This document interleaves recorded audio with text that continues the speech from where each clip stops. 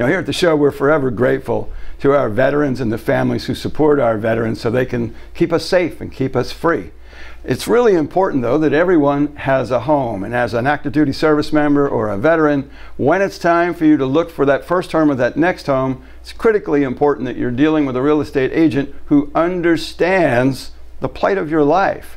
We've got Cheyenne James with us from Exit Realty today, who not only was a gunner's mate in the United States Navy until very recently, she is still an active duty Navy spouse. Her husband is a fire controlman. So when you're looking to be comfortable in the conversations about the challenges of finding a home as an active duty service member, as a spouse, as a veteran, likely no one more familiar than Cheyenne James. Cheyenne, welcome to the show. Well, thanks for having me, Wally. Well, I congratulate you. First, I thank you for the service of yourself and still continuing on for your husband. And I thank you for making that transition into real estate. I know as a veteran myself, it's often difficult when you're looking for a home to find a real estate agent you can really have those difficult conversations with so they understand what you need. Yeah, especially when they don't understand your lingo, really. Because when I was buying my house, my real estate agent, yeah, he worked with my time-wise, but he didn't really understand when I was like, oh, you know, the bulkhead or the deck. So it's kind of difficult. Even the economics of active duty pay.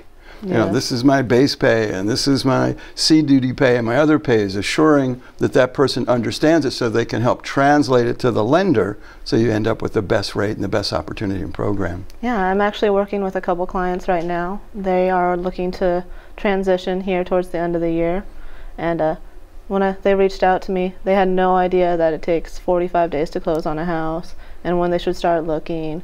So I sent them emails and I called them and I was like, you know, this is a rough timeline of when you should start seriously looking, when you need to get pre-approved, and then start putting offers in on places.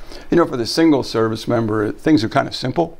Yeah. Sometimes for the married service members, whether it be the spouse or both on active duty, and one's deployed and one's here, you've really had that experience of navigating those challenges of long distance and still getting the home purchased. Yes.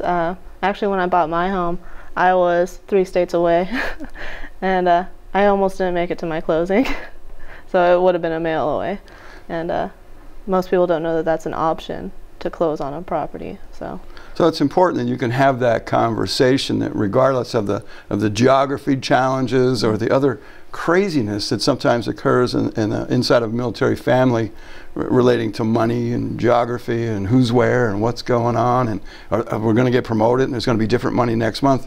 You're real comfortable with all that. Oh yeah, I understand all of it. It's like second nature to me. I served for almost 8 years, so I know quite a bit about the process of moving families, and sometimes it's quick. Sometimes you only get 2 weeks notice that you're leaving. Goodness. Yeah. So what happens in that scenario? Are there programs to help that service member facilitate the sale or disposal of the home?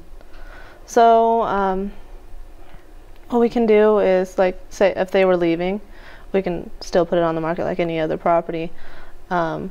If they're coming to try to buy,